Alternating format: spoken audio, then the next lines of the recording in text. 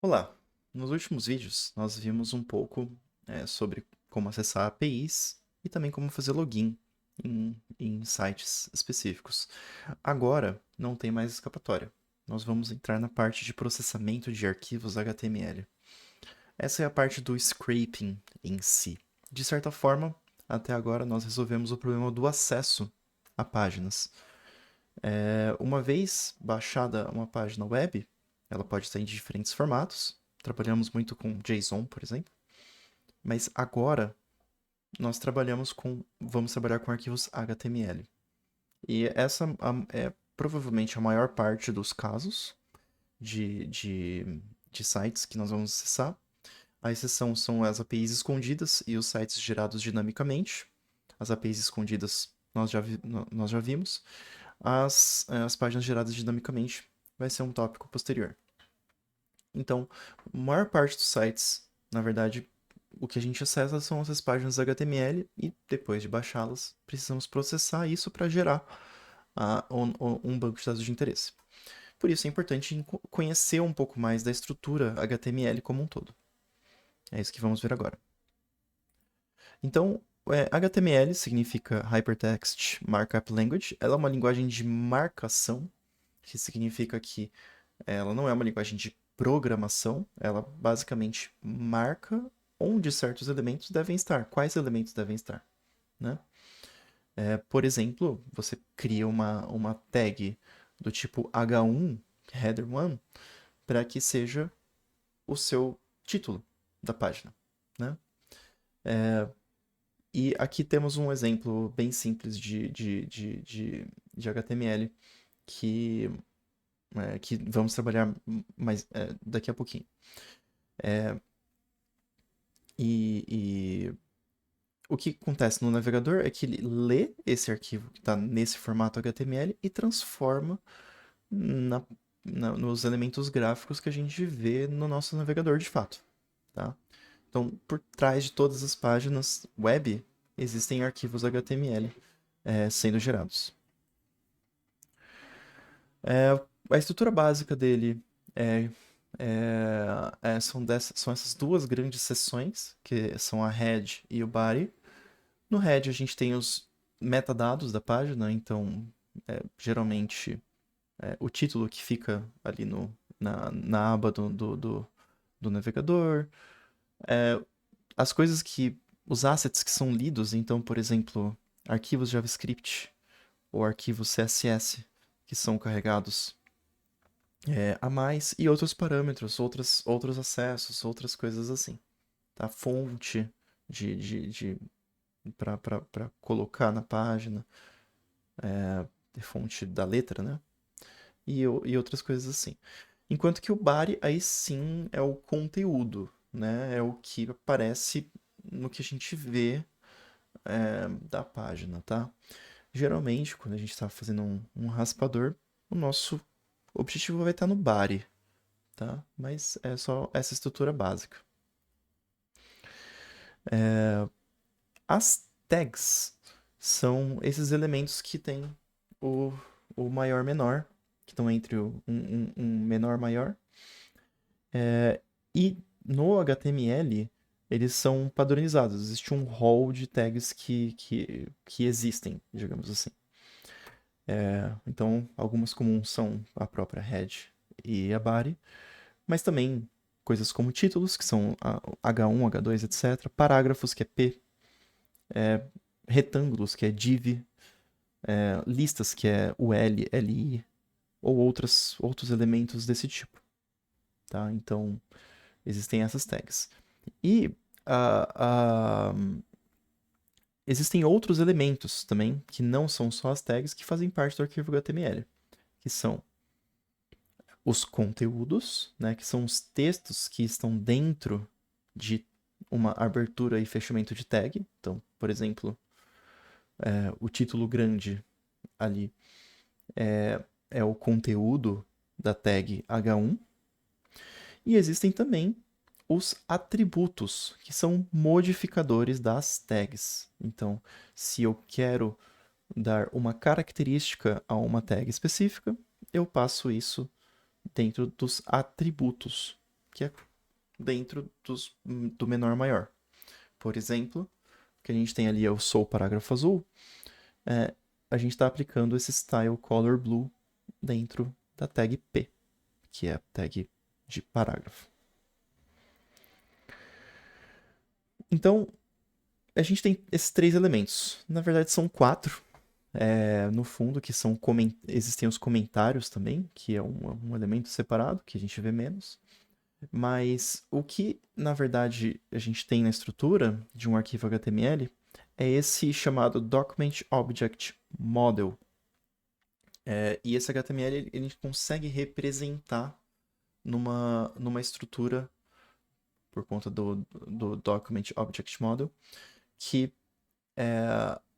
permite com que a gente visualize a página de uma forma diferente, na forma de uma árvore, no caso. Então, vamos dar uma olhada nisso. Antes, só um comentário, né? O que está por trás disso é a linguagem XML, né? Que é Extensible Markup Language, tá? Que é um pouco mais geral do que HTML. Por isso que a gente tem o pacote XML2, né? Que ele serve para trabalhar com XML em geral, incluindo o HTML. Então, isso aqui é a estrutura que está por trás daquela página que a gente viu.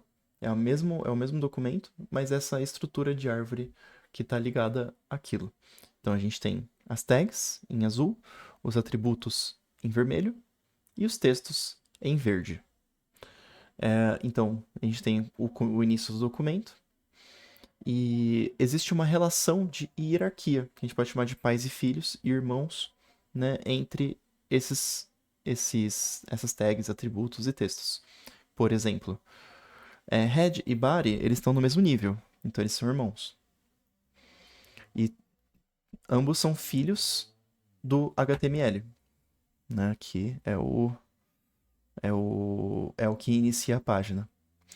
Dentro de head nós temos 2 filhos, que são meta e title, e esses filhos eles têm em meta, ele tem o atributo charset, que está aqui, na Team1.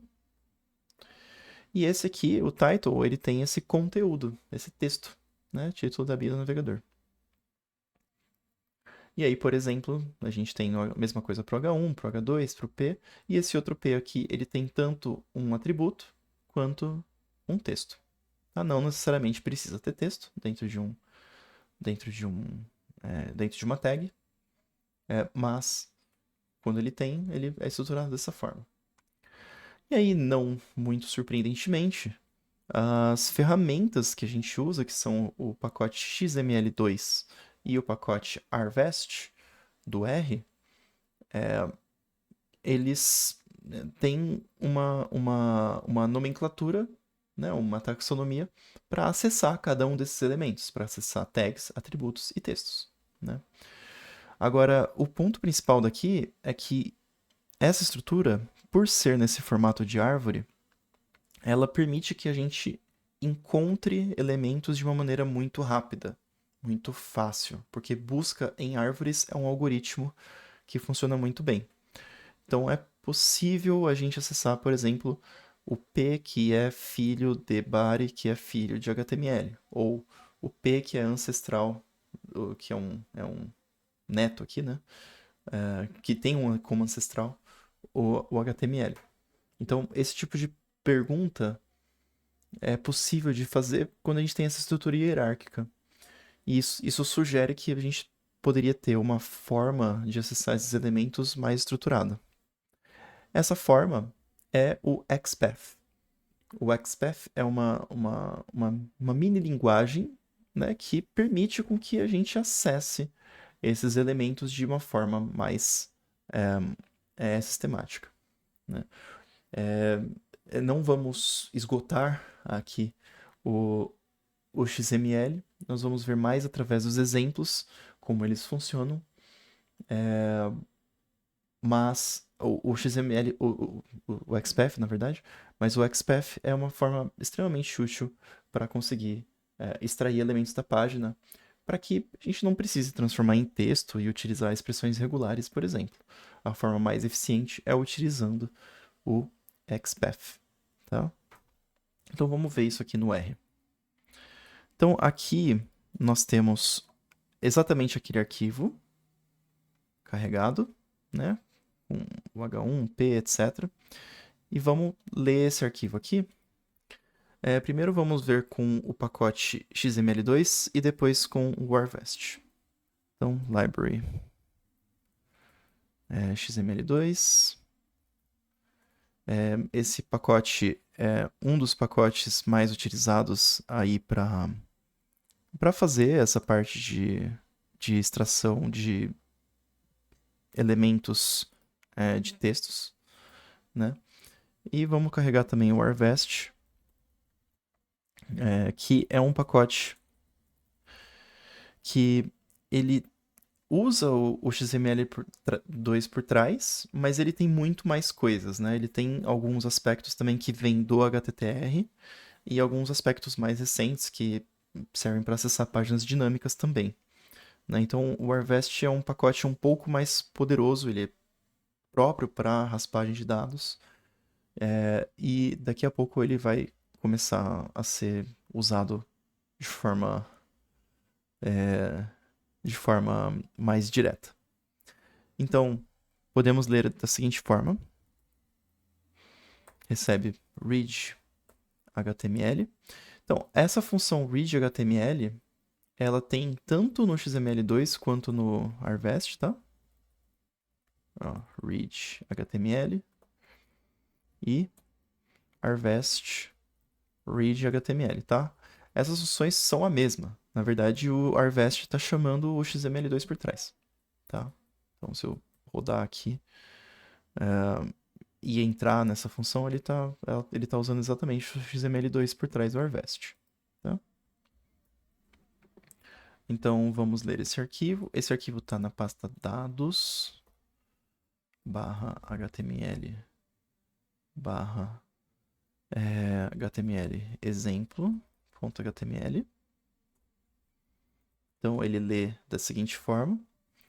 Ele vai falar que isso aqui é um HTML document e ele tem uma forma específica de imprimir, tá? Esse tipo de arquivo aqui, ele está nessa forma porque ele não é um arquivo de texto aqui nesse momento. Ele é um objeto do tipo HTML que está estruturado de uma forma que permita a gente fazer aquelas buscas utilizando essa estrutura de árvore e utilizando a linguagem XPath, tá? No fundo, ele está guardando basicamente a localização dos pontos, né, dos nós desse grafo. Então, do ponto de vista computacional, inclusive, ele é super eficiente. Então, como que nós extraímos os elementos, né? A gente pode fazer assim: extrair tags. No caso, queremos pegar todas as tags P. Fazemos XML find all de HTML e aí a gente passa esse XPath. No caso, o XPath ele é mais ou menos uma estrutura de pastas, tá? Então, por exemplo, se eu quero pegar a tag HTML, eu rodo /HTML aqui. Então, da raiz, eu faço /HTML. Se eu quero entrar no body, /body. E aí eu entrei aqui no body. E aí existe uma forma, e aí se eu chegar no P aqui, né? Colocar /P, eu consigo chegar nos P's, né? Naquela estrutura. Então, HTML, body está dentro de HTML e P está dentro de body. Isso seria uma forma. Mas também existe uma forma de acessar diretamente os P's buscando os filhos e seus descendentes, né? E a gente faz isso utilizando uma barra a mais. Então, o // significa descendentes, né? Então, os P's que são descendentes desde lá do início. Então isso aqui já vai retornar aqueles P's, né, em qualquer que seja o nível deles. Eles poderiam estar em outros níveis, né, do HTML. Isso aqui também, por exemplo, funcionaria, né? E porque dentro de HTML tem descendentes P também. Agora, isso aqui já não funcionaria. /head. Se eu entrar no head, aí ele não tem. O head não tem descendentes P. Então ele já não pegaria.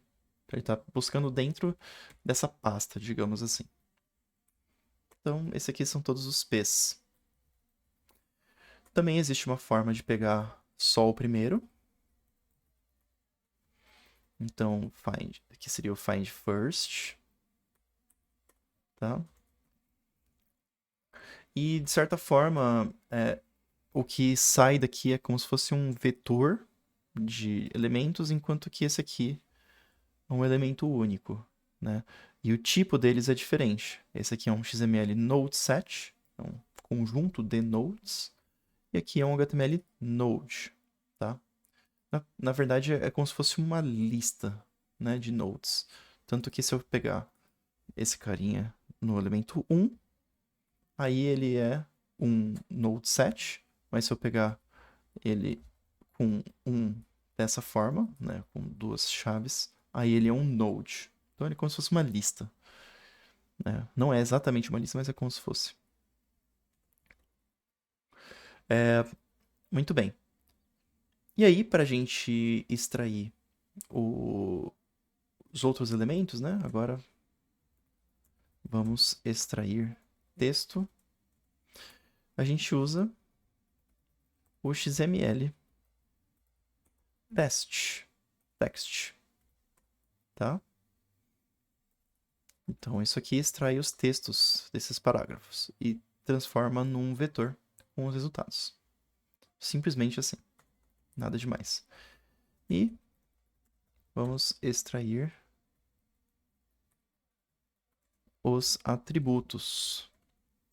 Aí existem duas funções aqui, a XML attr's.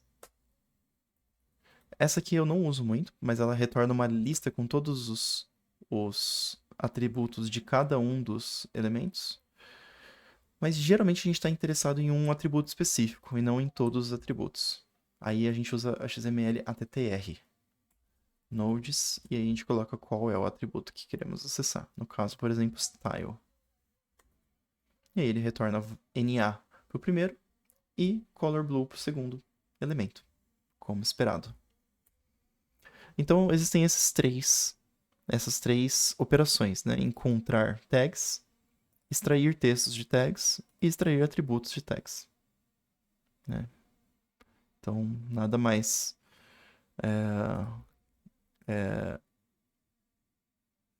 intuitivo do que isso, né? Já que essa é exatamente a estrutura de uma página web. Com o Harvest é muito parecido. A única coisa é que o Harvest ele tem duas opções de você selecionar tags, tá? Então a função é HTML elements ou HTML element. A elements retorna todos e a element retorna o primeiro. Então vou chamar aqui de nodes novamente. Então de HTML aqui, e aí ele tem dois parâmetros, CSS e XPath. O que acontece? Além do XPath, existe também os chamados seletores CSS, o CSS Path, que é uma forma alternativa de identificar elementos de uma página HTML. O CSS Path ele é interessante porque ele é um pouco mais conciso do que o XPath. No entanto, ele é mais limitado também. Ele é menos capaz de gerar os elementos que a gente tem do que o XPath. Então, o XPath ele faz tudo que o CSSPath faz, mas o CSSPath não faz tudo que o XPath faz. Por isso, a gente vai usar o XPath. E aí, nesse caso, então, a gente precisa nomear esse argumento XPath, porque ele está na ordem no terceiro elemento da função. Então, /p. Aí ele retorna exatamente o mesmo resultado, porque na prática o que ele faz é chamar a função XML, a XML find all por trás. Tá? Então, mesma coisa aqui primeiro. HTML element, retorna só o primeiro. E aí, HTML text para pegar o texto desses nodes. Aqui. E HTML attr para pegar o atributo style, por exemplo. E tem o attr assim como ele. Então, é exatamente igual, porque na verdade essas funções são as mesmas, tá? A gente só está mudando os nomes porque o Harvest é, digamos, um nível mais alto do que o XML2, né? Então você pode optar aí por usar ou o Harvest ou o XML2 para essas tarefas mais simples. Existem algumas diferenças entre o Harvest e o XML2, que veremos nos próximos vídeos. Tá? Só por completude, né, vamos dar uma olhada no CSS-Path. Né? Então, o CSS-Path ele é basicamente um seletor para esses estilos aqui. Né? E você conseguiria identificá-los da seguinte forma. Né? Então, uma tag, você só coloca qual é o nome dela. Uma classe, que é um atributo específico, você coloca um pontinho. E um ID, que também é outro atributo específico, você coloca uma hashtag. Então, é uma forma mais fácil de identificar elementos de um arquivo, né? Por exemplo, selecionar uma tag específica em xpath/p, em csspath/p. Para encontrar uma classe em XPath seria assim, então todas as tags cuja classe é azul, enquanto que aqui é só colocar um pontinho azul. E aqui, para encontrar um ID, todas as tags cujo ID é esse aqui que a gente está colocando, enquanto aqui a gente coloca só hashtag. Então, para esses casos, o CSSPF é mais simples, né? Para usar como seletor, mas existem muitos casos onde o XPath vai ser mais poderoso. Por exemplo, se a tag que nós queremos buscar não é ID nem classe, né? Ou se a gente quiser encontrar, por exemplo, o azul e o irmão desse carinha, ou todos os irmãos desse carinha. Isso no CSSPF é muito difícil e em algumas situações é impossível. Né? Então, nem sempre vai ser possível fazer tudo. Muito bem, bastante conteúdo para esse vídeo. Então, o que nós vimos aqui foi a estrutura do HTML, como que é a estrutura hierárquica dele, como que funcionam as tags, os atributos e os textos, e também dentro do R, como que a gente faz para acessar essas informações, usando os pacotes XML2 e Harvest. Tá? Em vídeos daqui para frente, vamos ver cases utilizando raspagem de dados para transformar esses HTMLs.